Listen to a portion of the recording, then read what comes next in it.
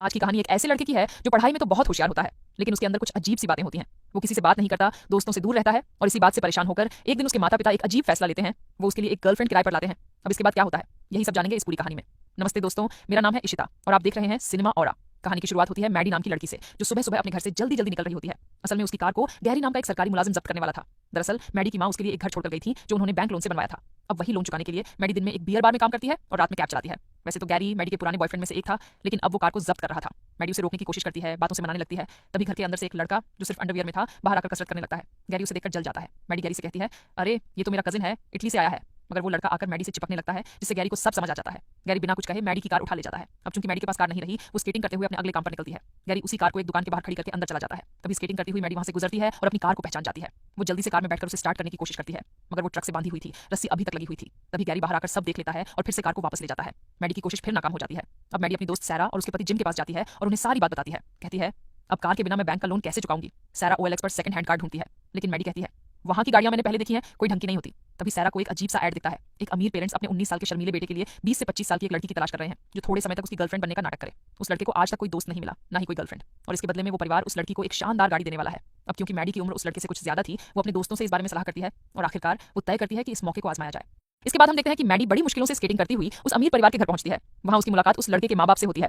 वो बताते हैं कि उनका बेटा 19 साल का है, पढ़ाई में तो बहुत तेज है, लेकिन असली दिक्कत ये है कि वो घर से बाहर ही नहीं निकलता। ना स्कूल में किसी से बात करता है, ना दोस्तों से मिलता है। सिगरेट, पार्टी, लड़कियों से बात करना, इन सब चीजों से भी वो डरता है। पढ़ाई के अलावा उसका पूरा वक्त फोन पर छोटे छोटे वीडियो देखने में निकल जाता है। माँ बाप कहते हैं, अगर ऐसा ही चला तो हमें डर है कि जब वो यूनिवर्सिटी जाएगा तो बाकी स्टूडेंट से घुल मिल नहीं पाएगा। मैडी पूछती है, तो आप चाहते क्या हैं? वो जवाब देते हैं, हमें चाहिए कि तुम उसके साथ रहो, उसे दोस्ती करना सिखाओ, बातें करना सिखाओ, जो डर उसके अंदर है उसे निकालो, और जिस दिन हमें लगेगा कि हमारा बेटा थोड़ा नॉर्मल हो गया है, उस दिन जो गाड़ी हमने इनाम में रखी है वो तुम्हारी हो जाएगी। बस एक बात का ध्यान रखना, उसे ये कभी पता नहीं चलना चाहिए कि हमने तुम्हें उसके लिए रखा है। तुम्हें एक अपॉइंटमेंट शॉप पर जाना है जहां वो मौजूद रहेगा। तुम वहीं उससे एक्टिंग करते हुए दोस्ती की शुरुआत करना। इसके बाद हम देखते हैं कि मैडी एक लाल रंग की ड्रेस पहनकर उस शॉप में पहुंचती है। वो एक डॉग को गोद लेने के बहाने पर्सी उस लड़के से बार बार बात करने की कोशिश करती है, उसे इंप्रेस करने की भी कोशिश करती है, लेकिन पर्सी उसकी बातों में नहीं आता, बल्कि वो और ज्यादा घबरा जाता है। तभी मैडी कहती है, चलो मैं तुम्हें तुम्हारे घर छोड़ देती हूँ। पर्सी मना करता है, लेकिन मैडी जबरदस्ती उसकी साइकिल को उठाकर अपनी वैन में रख देती है। अब पर्सी के पास कोई चारा नहीं होता और वो चुपचाप वैन में बैठ जाता है। रास्ते में मैडी मजाक में कहती है, मैं तुम्हें किडनैप कर रही हूँ, और फिर वो वैन को पर्सी के घर की जगह अपने घर की तरफ मोड़ देती है। ये सुनकर पर्सी बुरी तरह डर जाता है और गाड़ी रुकते ही वो मैडी के मुंह पर पेपर स्प्रे छिड़क देता है।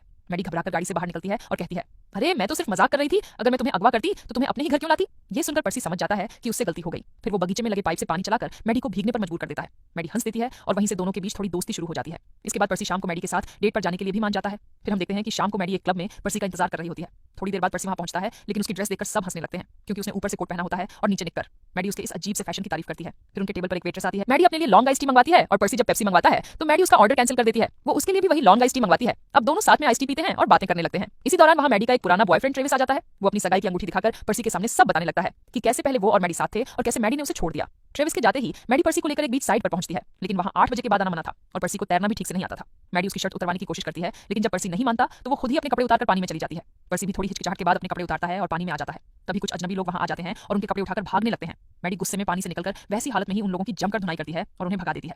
इसके बाद वो फिर से पानी में आती है और पर्सी के करीब आने की कोशिश करती है, लेकिन पर्सी कहता है, मुझे थोड़ी अजीब सी फीलिंग आ रही है, और सच कहूं तो मैं अभी तुम्हें ठीक से जानता भी नहीं हूं, इसलिए मैं अभी ऐसा कुछ नहीं करना चाहता। पर्सी की बात सुनकर मैडी नाराज हो जाती है। वो बाहर आकर कार में बैठ जाती है और निकलने लगती है।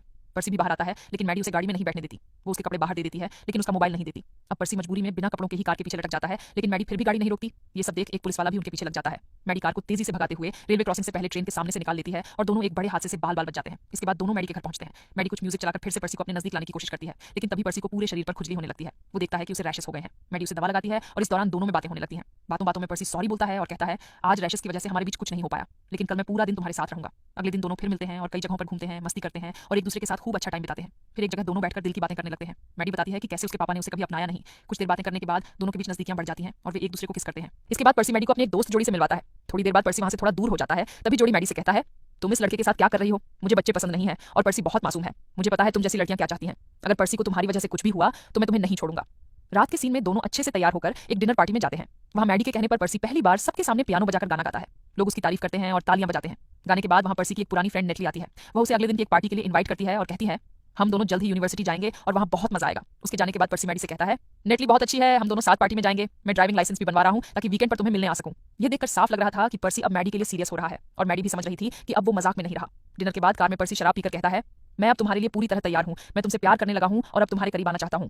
मैडी कहती है, अभी तुमने पी रखी है और नशे में ऐसा करना सही नहीं होगा, किसी और वक्त सही रहेगा। असल में मैडी को अब बुरा लग रहा था क्योंकि वह तो सिर्फ एक डील के कारण पर्सी के साथ थी, लेकिन पर्सी तो सच्चा प्यार कर बैठा था और उसे ये सब पता ही नहीं था। अगले दिन पर्सी अपने माता पिता को बताता है, मैं अब ड्राइविंग लाइसेंस ले रहा हूँ। माता पिता खुश हो जाते हैं। फिर वह कहता है, मेरी एक गर्लफ्रेंड है, नाम है मैडी, मैं उससे दूर नहीं रहना चाहता, इसलिए मैं यूनिवर्सिटी नहीं जाऊंगा। अब मैं बड़ा हो गया हूँ और अपने फैसले खुद ले सकता हूँ। इसके बाद पर्सी अपने डैड की कार में जाकर बैठ जाता है। जैसे ही वो कार में बैठता है, उसके पेरेंट्स मैडी को कॉल करते हैं और कहते हैं, तुम्हारे साथ जो डील हुई थी वो कार अब तुम्हारी हो सकती है, बस पर्सी को मनाकर यूनिवर्सिटी भेज दो। लेकिन वो बातचीत पर्सी कार की ऑडियो सिस्टम से सुन लेता है। उसे बहुत बुरा लगता है। उसे समझ में आ जाता है कि मैडी की जो फीलिंग्स थी वो असली नहीं थी। अब वह मैडी को अपने घर बुलाता है और अब पर्सी को सब समझ आ चुका था। फिर भी वह मैडी को अपने पेरेंट्स से मिलवाता है। डिनर टेबल पर वह हंसते हंसते मैडी की उम्र पर तंज कसता है और अचानक गुस्से में खाना छोड़कर चला जाता है। बाहर जाकर वह अपने दोस्त की मदद से वही कार तोड़ देता है जो मैडी को डील के बदले मिलने वाली थी। इसके बाद वह चुपचाप घर आता है और सीधे अपने रूम में जाकर मैडी से कहता है, मैं तुम्हारे करीब आना चाहता हूँ। मैडी हाँ कर देती है, लेकिन चूंकि पर्सी के लिए ये पहली बार था तो वह ज्यादा देर तक कुछ भी नहीं कर पाता। इसके बाद वह मैडी से कहता है, तुम्हारी कार के ऊपर एक पेड़ गिर गया है। बस इतना सुनते ही मैडी समझ जाती है कि पर्सी को सब कुछ पता चल चुका है। पर्सी कहता है, मुझे लगा था तुम मुझे पसंद करती हो, पर ये तो सिर्फ मेरा वहम था। मैडी रोते हुए कहती है, नहीं पर्सी, मैं सच में तुम्हें पसंद करती हूँ। वो डील मैंने मजबूरी में की थी, अपने घर को बचाने के लिए, लेकिन तुम्हारे लिए जो फीलिंग्स हैं वो सच्ची हैं। फिर भी पर्सी उसे वहां से चले जाने को कहता है। अब मैडी अपने घर लौट जाती है और उदासी में डूब जाती है। उधर पर्सी भी फिर से अपनी पुरानी जिंदगी में लौट जाता है, वीडियो गेम्स, सोशल मीडिया और अकेलापन। कुछ दिन बाद मैडी हिम्मत करके पर्सी से मिलने आती है। वह कहती है, हमारी दोस्ती असली थी और तुम्हारे लिए मेरी फीलिंग्स भी, मैं खुद को माफ नहीं कर पा रही हूँ। वह पर्सी के पीछे पीछे जाती है, लेकिन पर्सी मानता नहीं। वह गाड़ी में बैठ जाता है, पर मैडी हार नहीं मानती। वह कार के आगे आकर खड़ी हो जाती है। पर्सी कहता है, मुझे अब तुमसे कोई बात नहीं करनी। वह कार आगे बढ़ाता है। मैडी चिल्लाती है, प्लीज रुक जाओ, लेकिन पर्सी नहीं रुकता। कार एक रास्ते से होकर बीच की तरफ चली जाती है और मैडी का बैलेंस बिगड़ता है। वह पानी में गिर जाती है। पर्सी तुरंत कार से उतरता है, उसे पानी से निकालता है और किनारे लाता है। मैडी रोते हुए माफी मांगती है, प्लीज मुझे माफ कर दो, और इस बार पर्सी उसे माफ कर देता है। दोनों एक दूसरे को गले लगा लेते हैं। अब कहानी के आखिरी सीन में पर्सी यूनिवर्सिटी जाने के लिए लगेज लेकर निकलता है। माता पिता को अलविदा कहता है। घर से बाहर निकलते ही मैडी सामने खड़ी मिलती है और मुस्कुराकर कहती है, किसी को टैक्सी चाहिए क्या? और यहीं पर इस प्यारी और मजेदार लव स्टोरी का एंड हो जाता है। तो दोस्तों,